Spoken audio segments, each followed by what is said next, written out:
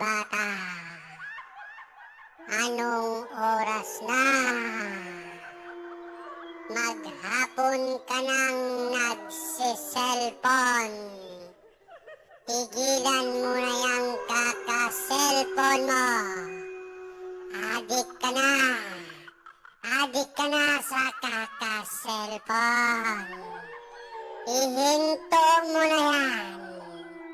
Bago pa ako mangain ng mga batang katulad mo.